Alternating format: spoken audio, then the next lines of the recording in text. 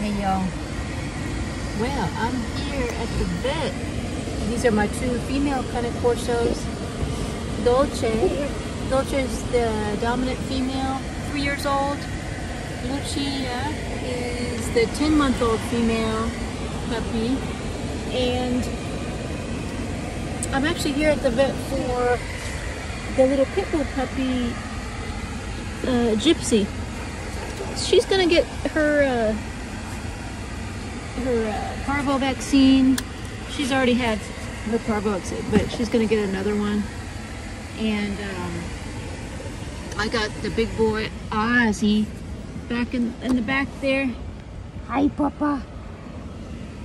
Ozzy. So it's actually late. It's actually, what time is it? 8:30 p.m. Oops, sorry. And they're 8:30 p.m. The vet that I go to here is kind of nice because they're open very late, and so yeah, it really works out because I already worked a full day, and so I can actually okay, Dolce, Dolce. So I can actually make a. And this vet clinic doesn't have appointments. It's just you get on a waiting list.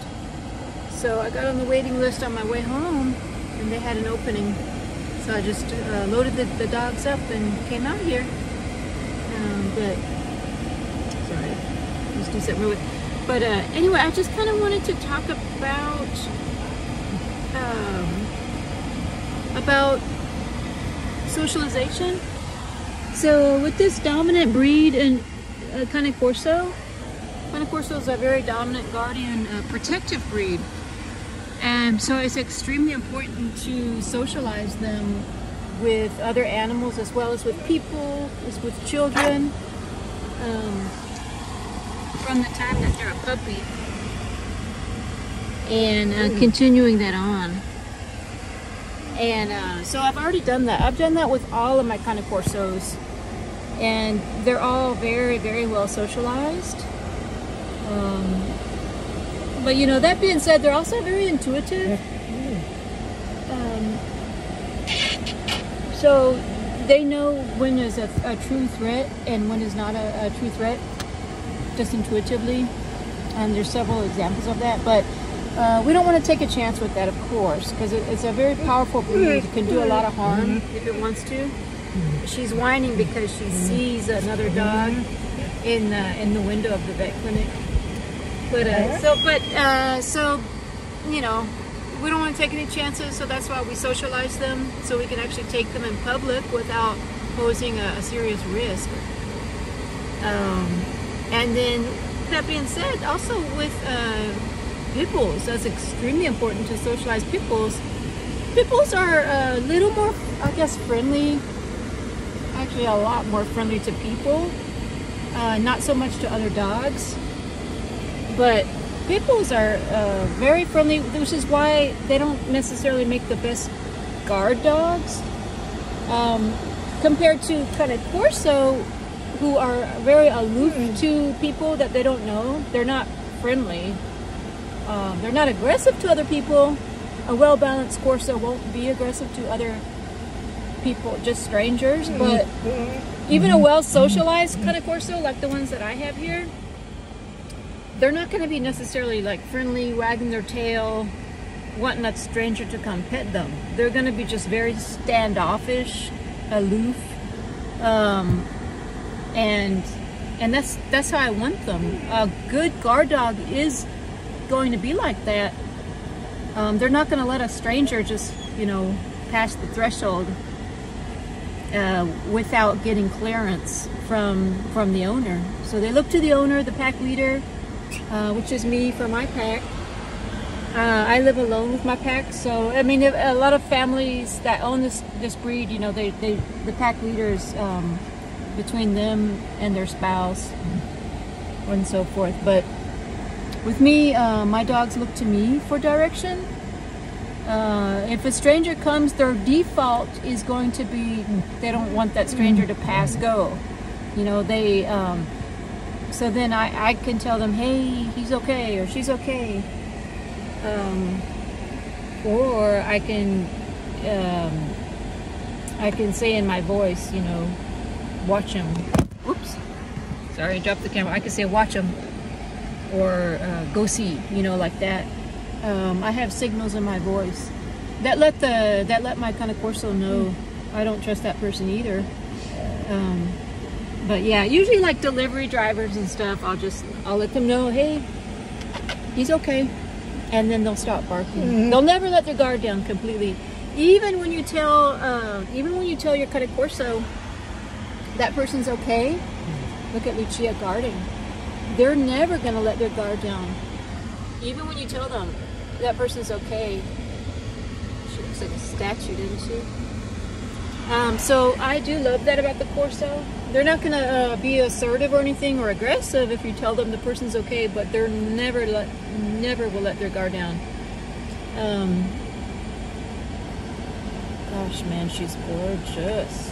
She's just beautiful. Lucia's eyes. It's kind of dark outside already, so, but she has the most mesmerizing eyes. I tell you what, she's gorgeous. Lucia.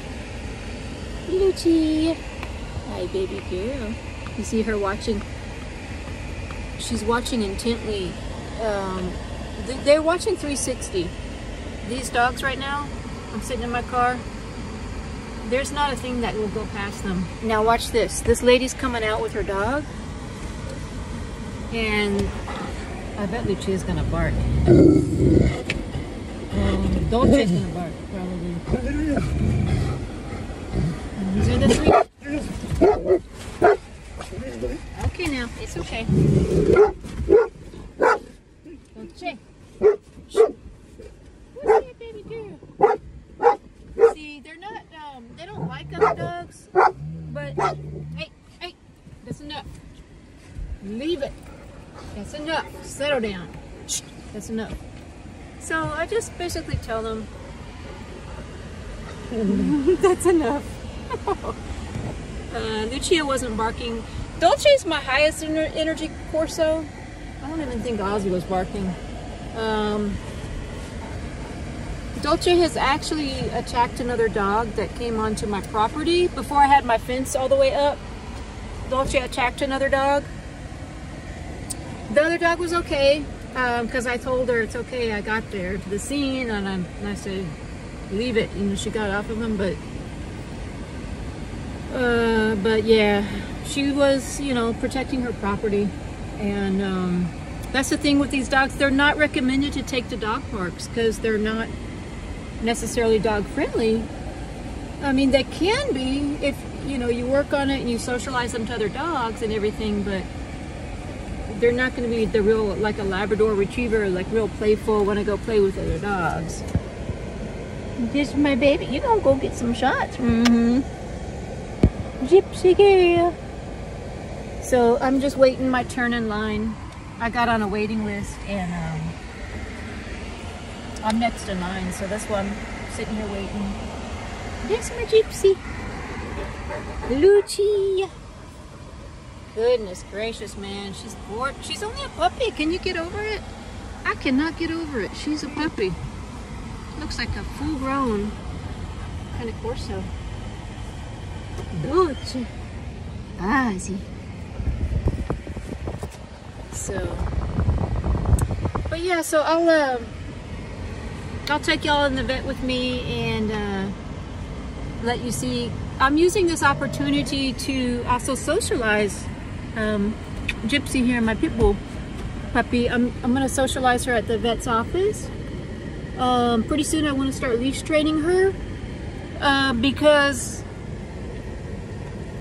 it's dangerous if they're not good on a leash. That way, you know, right now I carry her in to the vet, but she needs to be able to start walking herself in on a leash, you know, me walking her on a leash.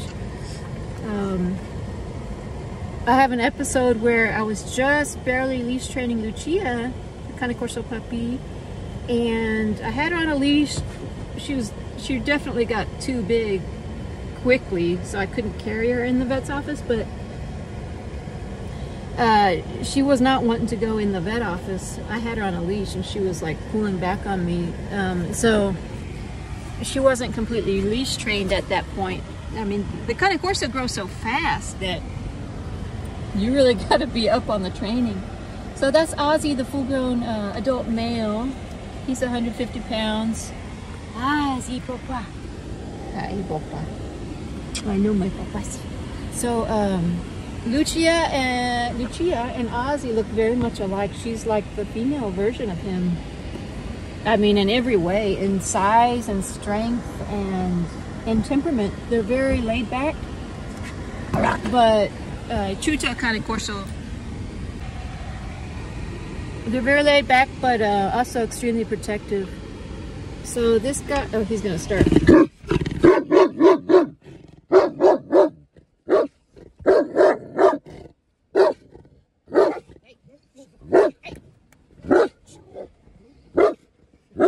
Leave it. Leave it. What I say? Leave it. See, I distract him by kind of going like that on his neck. Dolce. He saw somebody getting out kind of close to our car, and so he's extremely protective. Somebody said on another video that I was doing of, you know, how do you stop a dog fight, a real fight? How do you break it up? And someone mentioned, you know, you can blow a horn or a really loud noise. The breeder that I got this Aussie from, you know, she had 30 years in the business of Cane Corso breeding. She said no, a horn is not going to work for a very dominant breed like this. When they're in a fight, a loud noise is not going to distract them. I even wonder sometimes if my stun gun is going to work, or even a shock collar. I think that it's arguable that not even that will deter a Cane Corso when it's in full-on attack mode. So, but you know, he was just kind of like, that one right there was just a warning bark. That was not full-on attack mode. Just a little warning bark, and I can easily kind of distract him like that, and he'll stop. But like I said, nothing gets past a Cane Corso. They're watching 360 degrees right here, and they're very strategic about it. Dolce's got the 6. Dolce has the 6. Now, when Dolce was up here, Ozzy had the 6 behind us, the 6 o'clock. So yeah, just the beauty of having this breed. I just love it. You feel very, very secure. But with that comes great liability and great responsibility, because, you know, you can imagine a breed like this, very powerful breed, getting out of control can do some damage, and it's a huge liability. But anyway, I've rambled on, so I'm gonna get in there and get in the clinic, and I'll take you with me, and I'll see you in a minute. Okay, y'all, I'm here at the vet. Get my gypsy. So I want to make the vet experience a happy experience for her as much as I can. And so I just make her comfortable. I give her her water here. She's got a bowl of water. And the dogs are always reading your energy 24/7. They read, so I try to be happy, calm, not nervous. A lot of people, when they take their dogs to the vet, they're anxious themselves because they're anxious that the dog's gonna be anxious. So, hi baby. So I just try to think of it like a pleasant experience, and she's reading my energy level. You're sleepy. You're sleepy. So I got her a comfy bed, and just gonna like let her take a nap if she wants to. Looks like she's going to. So she already interacted with the vet tech, and it was a pleasant experience. So that's part of the socialization.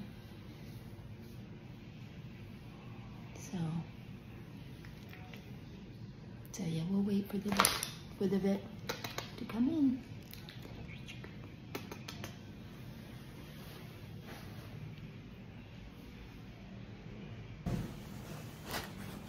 Got her little bully stick. So yeah, good things, happy things at the vet. That's what I'm trying to imprint on her.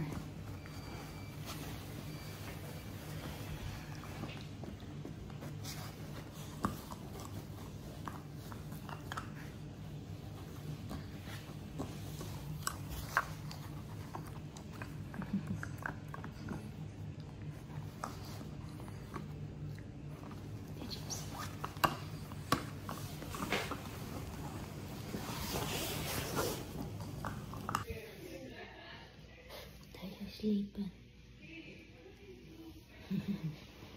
Sleepy girl. Sleepy girl. You sleepy girl.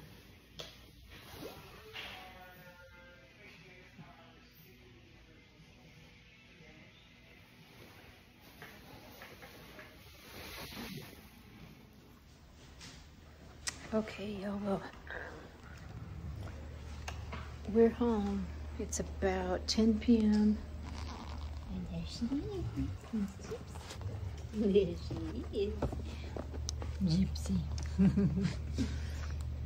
So yeah, she had her parvo vaccine. Second one.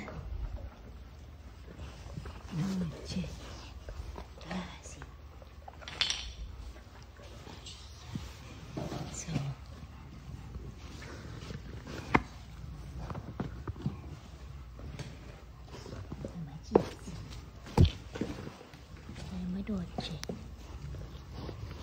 So, anyway, hope y'all having a good night, and we'll see you on the next one.